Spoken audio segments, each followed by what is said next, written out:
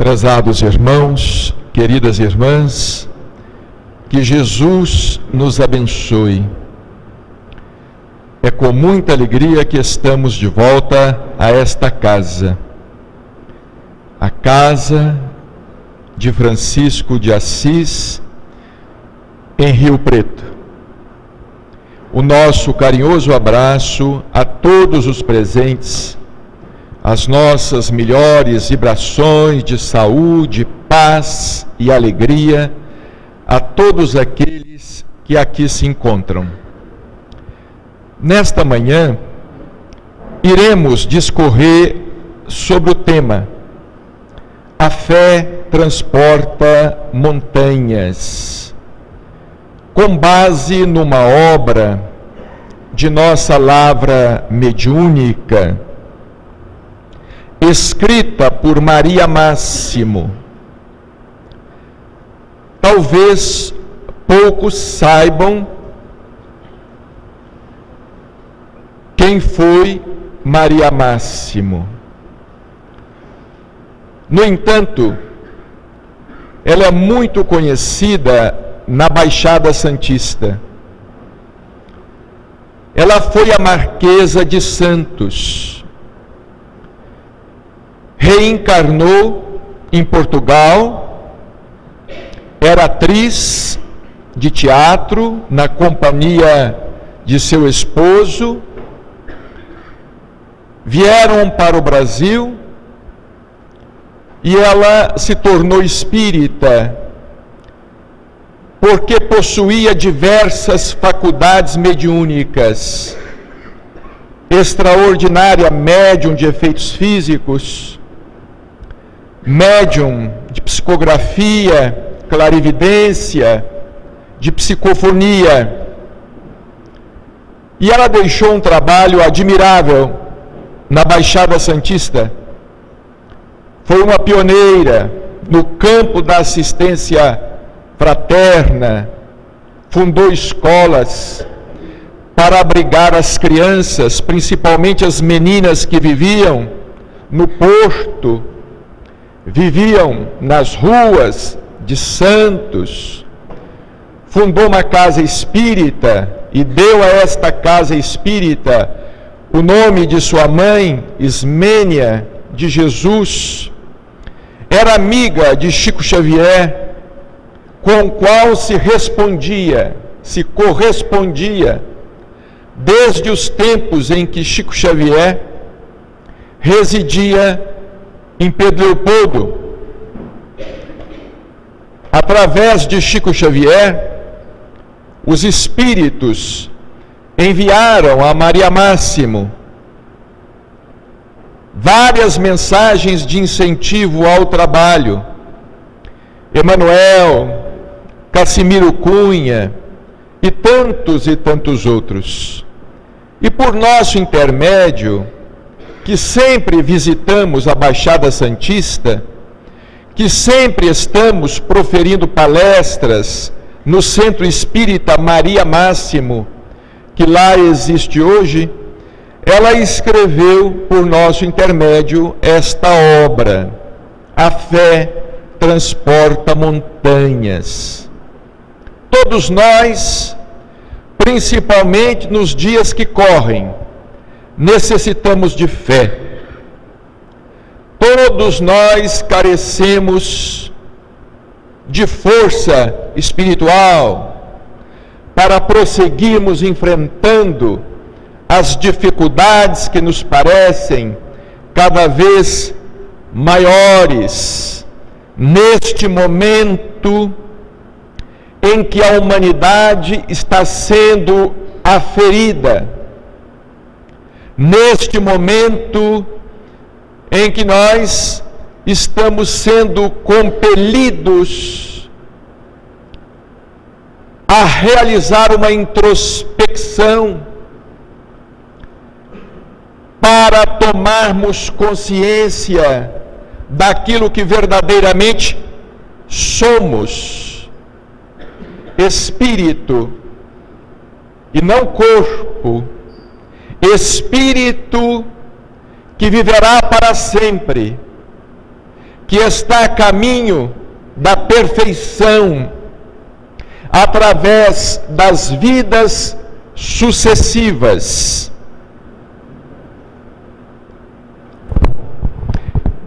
Emmanuel, em março de 1943, enviou esta mensagem a Maria Máximo, que nós resgatamos porque esta mensagem estava fora de livro e a colocamos como prefácio da obra.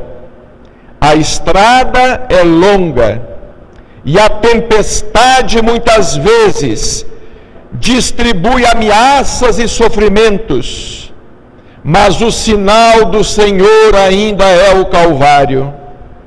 Não haverá aurora sem noite, ressurreição sem morte dolorosa, sementes mortas, árvores vivas. Que beleza! A palavra de Emmanuel a Maria Máximo, que à época enfrentou muitos preconceitos quando se converteu à doutrina espírita. O sinal do Senhor ainda é o Calvário. Não haverá aurora sem noite, ressurreição sem morte dolorosa, sementes mortas, árvores vivas. Então é natural que nós enfrentemos dificuldades. É natural que nós faceemos muitos obstáculos. A luta é natural, faz parte da vida. Sem lutar, ninguém cresce. Sem desafios, ninguém se fortalece. Através da luta é que vamos adquirindo experiência. Porque, como disse Emmanuel através de Chico Xavier, a vida na Terra é como se nós estivéssemos fazendo um curso de enfibratura espiritual. Enfibratura espiritual. Nós não nascemos para ser derrotados. Ninguém nasce para ser um fracassado. Ninguém nasce para simplesmente chorar e sofrer. Estamos na Terra para nos fortalecer, fortalecendo as nossas fibras espirituais, em fibratura espiritual, para desenvolvermos as virtudes que herdamos de Deus, nosso Pai, para desenvolvermos a paciência, desenvolvermos a compreensão, desenvolvermos o desapego, desenvolvermos a nossa capacidade de amar. Se nós não formos desafiados neste sentido, nós não cresceremos. A semente para germinar, até mesmo a própria semente para germinar, luta. Ela enfrenta a escuridão da terra, ela é enterrada viva, ela enfrenta o calor do sol, a chuva, a tempestade, ela enfrenta um ambiente hostil, ela germina, floresce, produz frutos. Nós somos sementes plantadas no solo da vida. Nós fomos criados simples e ignorantes, todavia somos perfectíveis, somos filhos de Deus, nós possuímos o DNA divino, nós possuímos a genética de Deus. Ninguém pode nos tirar isto, porque nós somos filhos do Criador. Nós somos criaturas, somos sementes plantadas na gleba da vida. E todos nós estamos destinados a germinar, a crescer, florescer, frutecer e alimentar a muitos. Como Jesus fala no próprio Evangelho, se o grão de trigo não morrer, ele não vira pão. E se ele não virar pão, ele não alimenta. Então todos nós estamos destinados à evolução, à felicidade. Estamos lutando? Estamos lutando. Sofremos, choramos, pensamos em desistir muitas vezes, pensamos, mas não podemos desistir, porque Deus é um Pai tão perfeito, que Ele não pode se frustrar em nenhum de nós. Nós não podemos ser para Deus uma frustração, uma decepção, e com certeza não o seremos. Deus não pode se arrepender de nos ter criado. Nós podemos até dar a Ele muito trabalho, como de fato damos, mas Deus não se arrependerá de ter criado a nenhum de seus filhos, porque se Ele se arrepender, se Ele viesse a se arrepender de ter criado a um só de seus filhos, Ele deixaria de ser a perfeição absoluta. E Ele não pode deixar de ser a perfeição absoluta para ser o Criador. Emmanuel, ainda nesta mesma mensagem que colocamos como prefácio da obra, diz: para auxiliar, sem dúvida, é preciso que você olhe para o lado, mas para ter fé, é imprescindível que olhe para cima. Vejamos que colocação interessante. É como se nós estivéssemos aqui fazendo um curso de autoconhecimento à luz do Evangelho. Para auxiliar, nós precisamos de olhar para o lado.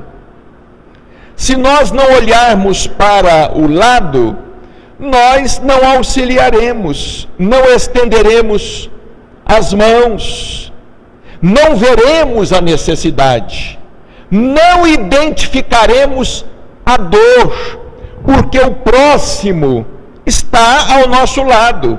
Mas para ter fé é imprescindível que olhe para cima, porque a força vem do alto.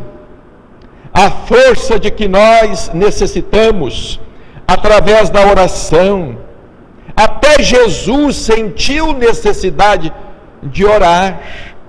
Está escrito nas páginas de um Novo Testamento que não raro ele se retirava, ele se afastava dos apóstolos para estar ele só com o Pai, para estar ele só com o Criador. Nós necessitamos também de momentos assim.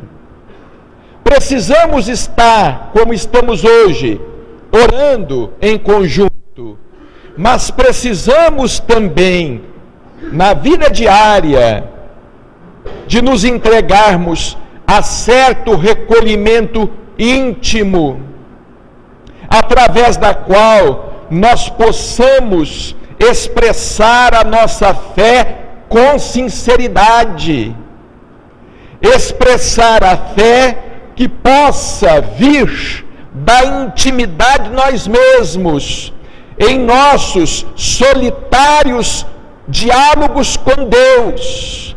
Todos nós necessitamos disto. E é justamente quando nós obtemos mais força, quando a sós oramos, demonstrando a nossa honestidade, demonstrando a nossa fé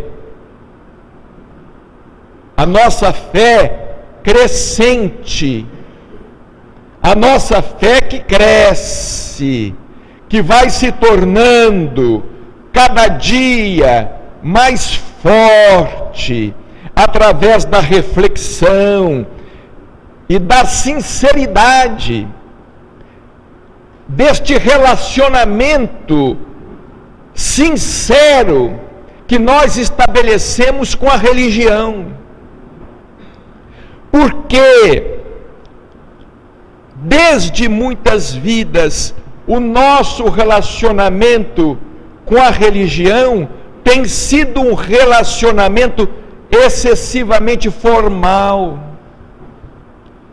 Nós precisamos deixar ou colocar de lado este nosso relacionamento formal com a fé, para que este nosso relacionamento com a fé seja espontâneo, nascendo de nosso próprio íntimo. E Maria Máxima, através de vários textos que nós fomos pensando na obra, ela nos fala: no mundo espiritual, as decepções para quem vive adiando a decisão de imprimir um novo curso à própria existência costumam ser muito duras. Olha que coisa, no mundo espiritual, as decepções para quem vive adiando: amanhã eu faço, amanhã eu vou ser melhor, amanhã eu perdoo, amanhã eu vou compreender, amanhã eu vou fazer isto. Nós estamos adiando a nossa felicidade. Isto é uma coisa curiosa. Nós não adiamos as coisas materiais. Não adiamos. Por exemplo, uma aplicação financeira, não é? Eu não posso perder o dia dos juros. Não é? A gente não adia a aplicação material. Nós não adiamos os nossos compromissos, muitas vezes sociais. Não, hoje é uma festa. Ah, mas centro espírita? Não, eu vou semana que vem. Tem centro toda semana. Eu vou semana que vem. Então nós vivemos adiando a leitura de um livro, de um bom livro, adiando o nosso desejo de trabalhar como voluntários na casa, não é? Tem pessoas que talvez já frequentem aqui há muito tempo, estão sempre pensando assim: olha, eu quero me oferecer ainda para fazer uma tarefa aqui na casa, não é? Eu quero me oferecer. Ah, não, mas eu sou muito tímido. Quebra essa timidez, não é? Quebra essa timidez. A gente não é tímido para pensar mal dos outros. Ninguém é tímido para falar mal da vida alheia. Ninguém é tímido para criticar. Por que nós haveremos de ser tímidos quando se trata do bem? Está lá em O Livro dos Espíritos que o mal faz muito barulho na terra porque os bons são tímidos.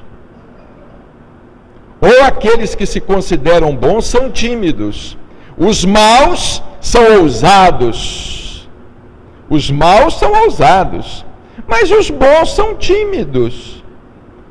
Se a gente perceber, por exemplo, os nossos irmãos que às vezes vivem na marginalidade, eles não temem a polícia, eles não temem nada, eles não temem tiroteio, eles não temem, às vezes, a luta de gangues, não temem nada, não temem a cadeia, não temem o juiz, não temem.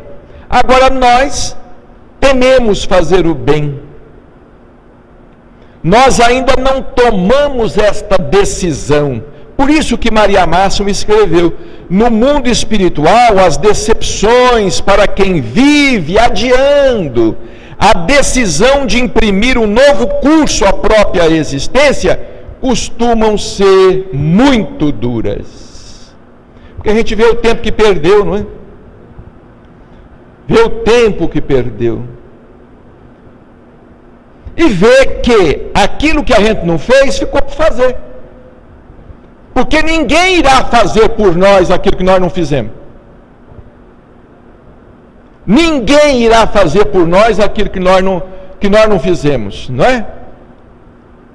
Nós não vamos poder falar assim, vai lá, fulano, resolve por mim esse problema, não é? Vai lá, soluciona, me liberta deste karma. Quer dizer, nós é que vamos ter que nos libertar disto mesmo. É interessante a gente pensar nisto e ver como o Espiritismo é uma doutrina que nos prepara para a vida. O objetivo do Espiritismo não é apenas nos trazer informações sobre o mundo espiritual. O objetivo da doutrina espírita é o de nos preparar para a vida como um todo. Porque nós temos que parar de achar que a vida é uma coxa de retalhos.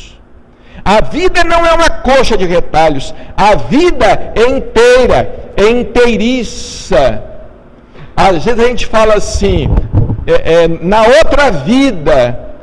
Não existe outra vida. É a mesma vida. Às vezes a gente pensa assim, na outra vida, como se a gente fosse colocar um ponto final aqui e começar uma outra história do outro lado. Não existe isso. Ninguém vai colocar um ponto final aqui e começar uma outra história do outro lado. A história simplesmente vai continuar. Nós temos que entender que a vida inteira, como diz o doutor Inácio Ferreira, meu filho, a maior dificuldade para nós os espíritas é que nós ainda pensamos com a cabeça do católico. Porque são séculos de uma cultura religiosa pesando sobre século e meio de uma cultura nova. Então a gente fica pensando ainda que o mundo espiritual é uma espécie de céu. Não existe céu. O mundo espiritual é terra. É planeta, é orbe. É uma dimensão, mas aqui também é dimensão. Aqui é a dimensão terrestre. O mundo espiritual é a dimensão espiritual. Vejamos as reflexões que Maria Máxima ainda efetua. Não procure justificativas para a sua maledicência, porque elas não existem. Quer dizer, é interessante aquilo que nós falamos, né? Um curso de autoconhecimento. Às vezes a gente fica procurando justificativas para os nossos erros. Ah, eu errei, mas não é? Eu sou assim porque fulano é culpado. Nós estamos sempre elegendo culpados. Muita gente fala assim, não recebi da minha mãe, não recebi do meu pai. Ora, você não recebeu, mas procure agora ter, porque senão a vida vai se fazer um círculo vicioso. Eu não recebi da minha mãe e do meu pai, não tenho para dar aos meus filhos. Se supere. Você não recebeu? Se supere e tenha para dar aos seus filhos, porque os seus filhos serão os seus pais amanhã, ou os seus avós amanhã. E quando você voltar, porque você deu a eles, você vai ter deles. Se você não der nada, você vai voltar e vai continuar somando nada com nada, que vai dar o nada ao quadrado, não é? Vai dar o nada ao quadrado. Então a gente tem que pensar assim. Uma vez, quando Chico Xavier foi candidato ao Prêmio Nobel da Paz, eu perguntei para ele assim, fiz uma entrevista com ele e perguntei: Chico, para você o que é a paz? Ele era candidato ao Prêmio Nobel da Paz, em 1981. Falei, Chico, para você o que é a paz? Olha o que ele disse. Tenho aprendido com os nossos benfeitores espirituais que a paz é algo que a gente pode dar aos outros sem ter para a gente mesmo. E a gente fica pensando assim, né? A gente fica pensando, mas como é que eu posso dar uma coisa que eu não tenho? Mas podemos. Podemos. Nós podemos nos esforçar. Vamos citar aqui um exemplo.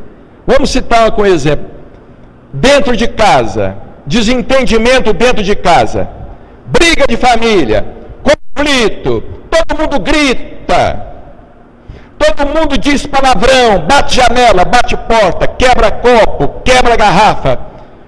Você também está com a vontade doida de participar daquela bagunça. Não participe.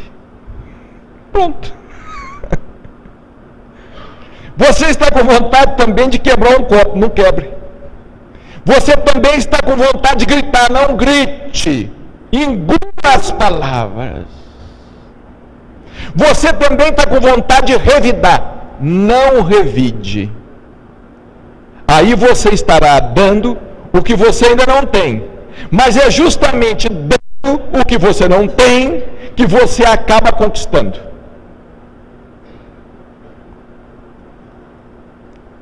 É um exercício. Por exemplo, quem é que já nasce com paciência? Ninguém nasce com paciência. A paciência é uma virtude a ser desenvolvida, não é?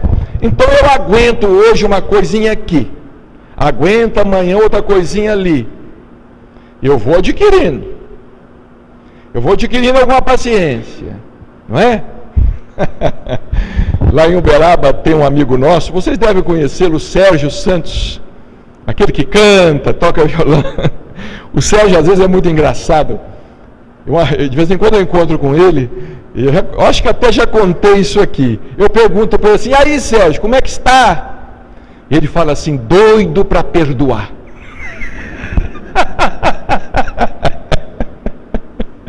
Estou doido para perdoar. Às vezes eu brinco com ele, por conta disso não, eu te ofendo. Porque de fato, não é? Doido para perdoar. É através desses exercícios que nós vamos adquirindo as coisas. Olha o que Maria Máximo fala. Pela sua capacidade de não guardar ressentimentos, pode ser avaliado o grau de evolução espiritual a que você já chegou. Não é pelo seu conhecimento do Livro dos Espíritos não, viu? Porque para conhecer o Livro dos Espíritos basta decorar. Não é pelo seu conhecimento de mediunidade não, porque isso aí é teoria. Pela sua capacidade de não guardar mágoa, de não guardar ressentimento, pode ser avaliado o grau de evolução espiritual a que você já chegou. Você guarda mágoa? Então você é um espírito atrasado. Você guarda ódio? É um espírito atrasado. Você guarda ressentimento? Olha, eu vou dizer para vocês, eu sou um espírito muito atrasado. Mas uma de minhas maiores alegrias é perceber que em mim o ressentimento não dura mais do que 72 horas. Depois eu já esqueci daquilo. Isso é uma coisa boa. Não é? É uma coisa boa. Quando o ressentimento não fica dentro da gente. Tem pessoas que guardam mágoa por meses, anos, a vida inteira. Falam assim, não, eu vou guardar isto. O tempo vai passar. 20 anos, 30 anos. Mas o dia que eu encontrar com aquela pessoa, ela vai ouvir. Não é? O dia que eu encontrar com aquela pessoa, ela vai ouvir. Eu me lembro de um caso que o Chico nos contava. Diz ele que lá em Pedro Leopoldo, um senhor lá de Pedro Leopoldo, alguém tinha matado um filho dele, assassinado um filho dele. E ele ficou louco, querendo vingar a morte do filho. Ele comprou um revólver, aquela coisa, aquele ódio, matar o filho querido. É uma prova difícil, não é? É uma prova difícil. O filho querido. Mas o Chico disse, olha, ele esteve lá no nosso centro, no Luiz Gonzaga.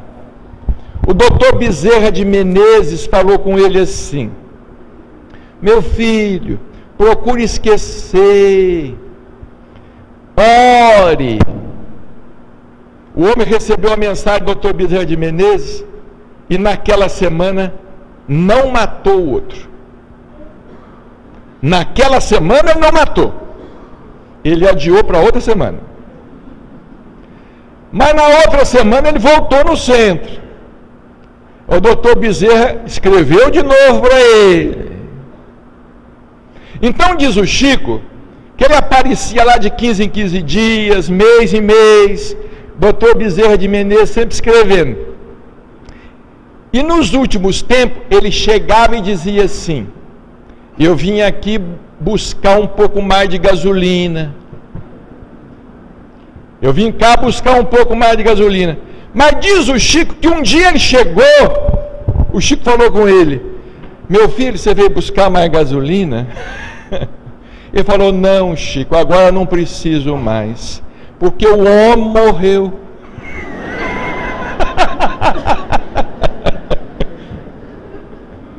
Todos morrem. O homem morreu. Quer dizer, os espíritos conseguiram segurá-lo para que, mesmo em se tratando de uma vingança, ele não cometesse um crime. E o senhor lá veio a desencarnar, o que havia matado o filho dele numa discussão. O problema é da consciência dele e com as leis divinas. Ele que se ajeite com a sua consciência, não é? Mas isso é interessante a gente perceber, que como as coisas vão passando. É por isso que a gente não deve guardar ressentimento. Emmanuel, numa mensagem linda que está no livro Religião dos Espíritos, ele fala assim: olha, se alguém fez alguma coisa de ruim contra você, você não precisa fazer nada, porque esse alguém vai viver. Se alguém fez isso, tranquilize-se, esse alguém vai viver. E no final Emmanuel diz assim: basta a vida para retificar os erros da consciência. Basta a vida para retificar os erros da consciência, né? Porque o tempo vai passando, a pessoa mais dura vai amolecer. É por isso que a gente tem que ficar velho, né? Se isso serve de conforto e consolo para nós, os mais velhos, é por isso que a gente tem que ficar velho, porque é como diz Leon Denis, quando a gente fica velho, a cabeça cai e a gente escuta o coração. Quando a gente está novo, anda assim empinado, está nem aí para a voz do coração. Mas quando fica velho, não é o nosso caso aqui já, mas quando fica, cabeça cai, fica mais fácil escutar a voz do coração. Olha que coisa a frasezinha: especialize-se em auxiliar e não em complicar. Quem é que se especializa nisso? Tem gente que se especializa em complicar, né? Gosta de complicar as coisas, né? Tem até doutorado em complicar as coisas. Especialize-se em auxiliar e não em complicar. Quando eu leio esta frase, eu me lembro do Chico. Não tem como deixar de lembrar do Chico, né? Porque o Chico era aquela pessoa, ou era aquela luz, era aquela luz que tudo que chegava nele se anulava. Por exemplo, se vinha um incêndio, ele apagava. Se vinha uma pedra, ele aparava. Se via um veneno, ele transformava aquilo em remédio. Não é? Ele se especializou em auxiliar e não complicar. Chegava uma pessoa pensando em suicídio, ele começava, como certa vez esteve lá, creio que já contei até isso aqui para vocês, aquele grande estilista, Clodovil. Clodovil esteve lá uma vez em Uberaba, estava muito desesperado e pensando em suicídio. Ele pegou a fila, achei até bonita a atitude do Clodovil, porque lá no Chico, quando chegava às vezes uma pessoa assim um pouco mais graduada, queria passar na frente de todo mundo, ser atingido em particular. Não, porque ninguém pode ouvir meus problemas, porque eu sou fulano de tal. Que fulano de tal nada. Você come arroz e come feijão. Você não é o fulano de tal coisíssima nenhuma. Mas o Clodovil não, ele pegou a fila. Quando ele chegou perto do Chico, ele caiu de joelhos. O Chico falou para ele: não, meu filho, por favor, não ajoelhe não. Porque se você ficar ajoelhado, você vai me obrigar a ajoelhar também. E eu estou com muita dor nas pernas. E eu estou com muita dor nas pernas. E o Clodovil começou a conversar com ele em lágrimas, pensando em suicídio, aquela coisa toda. E o Chico foi ouvindo ele, e foi conversando com ele. Falou assim: não, o que é isto? Você é médium da beleza. Você nasceu para embelezar o mundo, com as suas joias que você desenha, com os seus vestidos, com as suas coisas. Você é médium da beleza. O Clodovil saiu de lá numa alegria. O Chico tinha esse dom. A pessoa chegava chorando, saía sorrindo. E às vezes chegava sorrindo de deboche, saía chorando, pensando, não é? Saía pensando. Maria Máxima ainda diz assim: muitos espíritos vivem evitando a visão dos quadros que lhes poderiam provocar o despertar. Olha, isso aqui eu acho fantástico. Muitos espíritos vivem evitando a visão dos quadros que lhes poderiam provocar o despertar. É que, para não sentirem e não mudarem, eles preferem não ver, e por vezes nem ouvir falar do que lhes molestaria a consciência. Tem muita gente que não gosta de vir ao centro porque não quer escutar. Não é? Não o que a gente fala, o que a doutrina fala. Ah, não, isso vai incomodar a minha consciência. Tem muita gente que fica dentro de casa e não quer conviver com o sofrimento, porque a convivência com o sofrimento molesta a consciência. Tem gente, por exemplo, que fala assim: ah, não gosto de visitar o hospital. De fato, algumas pessoas às vezes não se sentem bem. Algumas pessoas às vezes não se sentem bem. Mas de vez em quando a gente precisa visitar. Visitar um hospital, visitar um orfanato, visitar um lar de idosos, visitar, por exemplo, um hospital do pênfego, do fogo selvagem, como existe lá em Uberaba. Visitar um hospital psiquiátrico, um sanatório, uma colônia de rancenianos. De vez em quando a gente precisa visitar, porque senão para nós vamos criando nós vamos colocar em volta de nós uma redoma de ilusão, vamos ficar presos numa redoma de ilusão. É como se não existisse necessidade. Esses dias eu tive a oportunidade de ver um pedacinho de um filme argentino, chama-se Elefante Branco. falando sobre o trabalho de alguns padres em algumas favelas na Argentina. Olha, eu que já imaginei, que conhecia favela, vida em favela, é uma coisa terrível. Aquelas favelas numa miséria, numa pobreza, em todos os aspectos, é um verdadeiro submundo. Submundo, os jovens drogados, tráfico de drogas, prostituição, guerra de gangues, muitos deles tatuados da cabeça aos pés. Nós precisamos saber, gente, que este é o mundo que nós vivemos. O mundo que nós vivemos não é, por exemplo, a Avenida Santos Dumont lá em Uberaba. Não é a Alberto Andaló, aqui em Rio Preto. Não é a Avenida Amazonas lá em Votuporanga. Não é a Rua Augusta lá em São Paulo.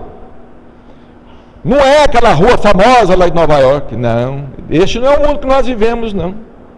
O mundo que nós vivemos é difícil. Agora, isso tudo requer o quê? Muito trabalho. Mas a gente não quer ver. Muitas vezes a gente não visita um familiar para não ver que ele está vivendo com dificuldade, para não nos sentirmos na obrigação de ter que ajudar. Para não nos sentirmos na obrigação de ter que ajudar. Não, não vou na casa do fulano, não, ele está desempregado. Não, vou lá não. Vai me pedir dinheiro emprestado. Não vou lá não. Isso é egoísmo, gente. Profundo egoísmo. Olha o que ela ainda nos fala. A única maneira de você se tornar inacessível àqueles que, caminhando quase ao seu lado, pretendem derrubá-lo, será de continuar subindo, deixando-os efetivamente para trás. Esta é a única maneira de você, por exemplo, se tornar inacessível à crítica. A crítica, a maledicência, a inveja, a maldade. A única maneira é você continuar caminhando. E deixa a turma para trás. Porque quem se dá a crítica não tem tempo de caminhar. Só caminha quem trabalha. Quem fala não caminha, fica onde está. Quem fala não caminha, fica onde está. Só caminha quem trabalha. Não é? E se você quiser se libertar disso tudo, você tem que trabalhar para caminhar. Não é? Trabalhar para caminhar e seguir sempre em frente. Se você parar para escutar, você está fazendo o que eles querem que você faça. Não é? Se você parar para escutar, a gente não pode se dar a isto. Isto não significa que a gente também esteja acima de tudo. Não, acima de tudo. Mas você sabe distinguir uma crítica positiva de uma crítica destrutiva. A pessoa sabe distinguir. Irmão José diz assim, numa frase: os bons não criticam. Vocês já viram alguma pessoa boa criticar? Hein? Se alguém já viu aqui, vai ganhar um doce que o doutor Agnaldo vai dar de presente, né? Eu nunca vi uma pessoa realmente boa fazer uma crítica.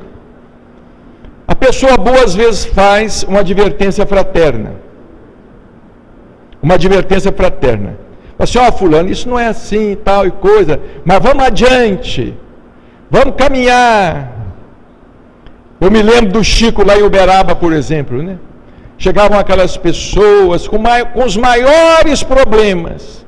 Ele nunca tinha uma palavra assim de repreensão, de moralismo, absolutamente. Absolutamente. O espírito às vezes é muito moralista, né? Nós precisamos perder esse moralismo. Esse moralismo nos atrapalha muito. Atrapalha nós. Atrapalha nós. Nós precisamos perder isso. Compreender as pessoas, aceitar as pessoas como as pessoas são. Como dizia o Chico, aceito o mundo e os homens como eles são, e continuo eu mesmo. Chico falava, não é?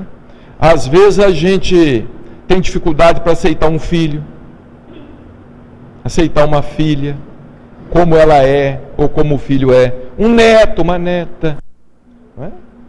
Diz a pessoa assim, não, mas a minha filha ficou grávida fora do casamento. Isto, o que a sociedade vai dizer de mim? Não me importa o que a sociedade pensa ou deixa de pensar. A sociedade está repleta de problemas.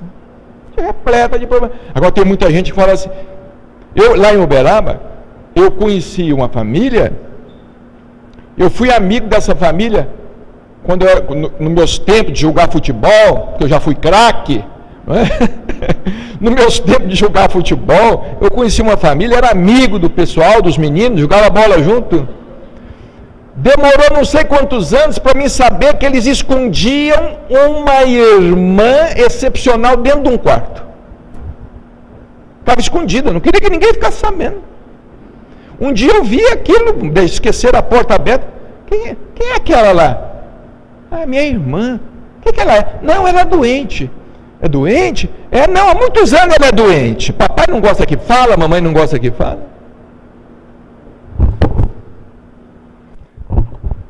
Não há quem tenha caído tão profundamente que desde que o queira não mais consiga se levantar.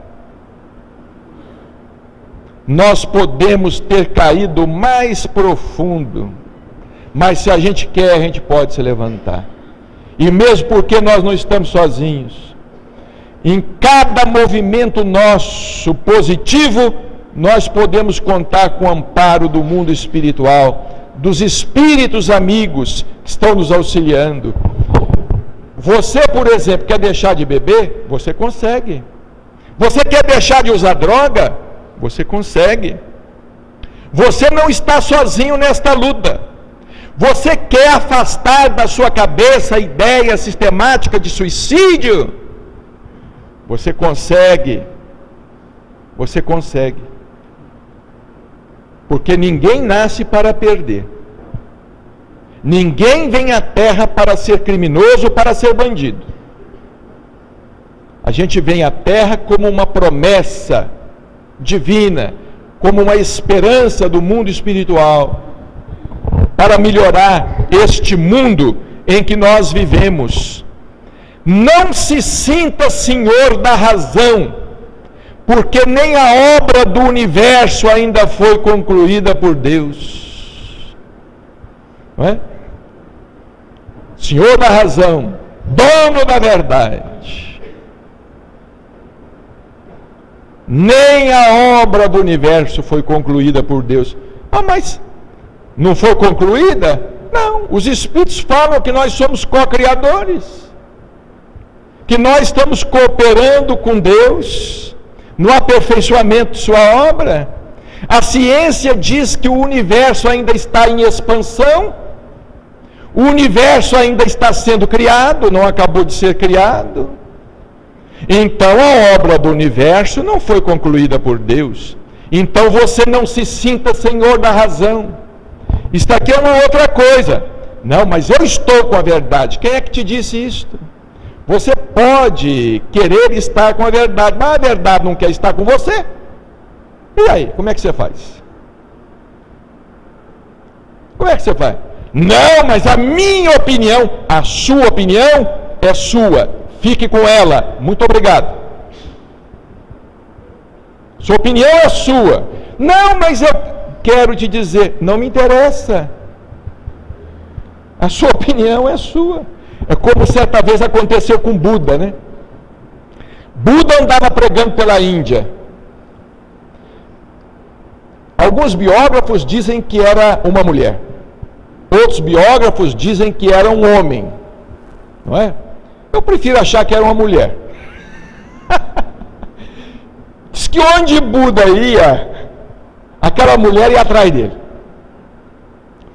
O Buda reuniu o pessoal lá em Benares, naquelas cidades, e começava a pregar em praça pública, porque Buda pregava em praça pública como Sócrates, como Jesus Cristo, em praça pública.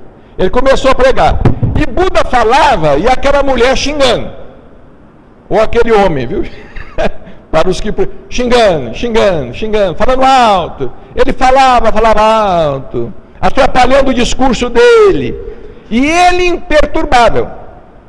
Mas aquela pessoa que não conseguiu perturbar Buda, perturbou os discípulos dele. E foram falar com ele. O senhor precisa tomar uma atitude. Porque onde nós estamos indo, estamos sendo desmoralizados. Falando mal de nós, essa coisa toda. Aí o Buda foi falar com a mulher, ou com o homem, não sei. Foi falar com a mulher e disse assim: olha o que ele falou. Minha irmã, eu entendo que você está querendo me dar um presente. Só que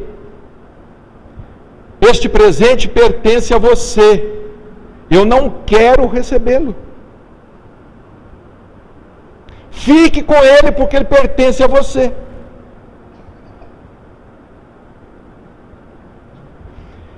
As pessoas só nos ofendem quando nós nos deixamos ofender. Quando nós nos deixamos ofender. As pessoas só nos perturbam quando nós nos deixamos perturbar. Caso contrário, pode chover pedra. Pode chover o que for, que não adianta. Agora, quando nós nos mostramos vulneráveis, aí sim. As pessoas falam da gente o que quer. Não é? Eu não quero receber. Você está me ofendendo, você está me magoando, você está com essa intenção, você está querendo isso. Mas eu não quero, o problema é seu, fica com ele. Fica com seu veneno, porque eu já tenho o meu. E o meu veneno me basta. Não é? Fica com o seu, eu fico com o meu, e pronto. Então não se sinta senhor da razão, porque nem a obra do universo ainda foi concluída por Deus. E assim, prezados irmãos, nós vamos percebendo que o Espiritismo na revivescência do Evangelho é uma doutrina maravilhosa em todos os aspectos, porque é uma doutrina que nos ensina a viver aqui e agora, não esperar pelo mundo espiritual. Como escreveu um espírito através do médium Valdo Vieira no livro Ceareiros de Volta: ninguém deve esperar pela desencarnação para promover a sua ressurreição moral. Nós podemos promover a nossa ressurreição moral agora, desde agora. Doutor Inácio fala assim comigo: meu filho, nós falamos muito em nosso lar, mas nosso lar tem que ser na terra. Não é esperar desencarnar para ir para nosso lar. Nós precisamos trabalhar para trazer o nosso lar para a terra. É isto que precisa acontecer. Nós precisamos trabalhar para trazer o mundo espiritual para a terra. Esse mundo espiritual superior, que nós consideramos melhor. Trazer este mundo espiritual para a terra, com a sua ética, com a sua luz, isto é possível? Isto é possível. O dia que nós trouxermos o mundo espiritual para a terra deixará de ser um mundo de provas e expiações. Vai ser um mundo de regeneração e mais, vai ser um mundo feliz. Mas nós precisamos nos unir nesse sentido. Agora, enquanto nós não podemos trazer o mundo espiritual para a terra, nós podemos pelo menos tentar trazer o mundo espiritual para a nossa casa, para o nosso ambiente familiar. Isto nós podemos fazer, procurando viver de maneira mais cristã, não é? Procurando viver de uma maneira mais cristã, e sobretudo, com muita compreensão, porque como fala Emmanuel no livro Paulo e Estevão, a vida exige mais compreensão que conhecimento. Compreender as pessoas, né? Compreender as pessoas, entender as pessoas, por mais que elas tenham errado, por mais que elas tenham cometido coisas absurdas, vamos tentar compreender. Deus não desiste de nenhum de nós. Nós não podemos desistir de quem quer que seja, muito menos desistir de nós, muito menos desistir de nós. Às vezes nós somos muito egoístas e pensamos exclusivamente em nós, e porque pensamos exclusivamente em nós, a gente não sabe enxergar a felicidade fora daquilo que a gente imagina para a gente mesmo, né? Fora daquilo que a gente imagina para a gente mesmo. Então a pessoa pensa assim: não, essa vida não vale nada, né? Outra coisa que a gente precisa largar de falar é isto. Isso acontece muito nos velórios, né? Eu às vezes vou nos velórios, fico ali quietinho observando, né? Às vezes chega uma pessoa para outra, olhando lá a sua excelência, o defunto, né? Olhando lá, olha para a outra e fala assim: pois é, a gente nesse mundo não vale nada mesmo.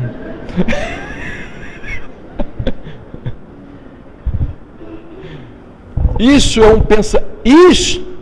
é um materialismo inconsciente, é uma opinião materialista. A gente não vale nada mesmo. A gente vale tudo, porque nós somos filhos de Deus, e nós não podemos falar isso, a gente não vale nada mesmo. A gente pode dizer o seguinte: a vida no corpo é uma vida fugaz, é uma vida transitória, não adianta tanto apego, porque vai chegar um momento que nós vamos ter que deixar até o corpo. Não adianta tanto apego. A gente precisava de modificar esses discursos, né?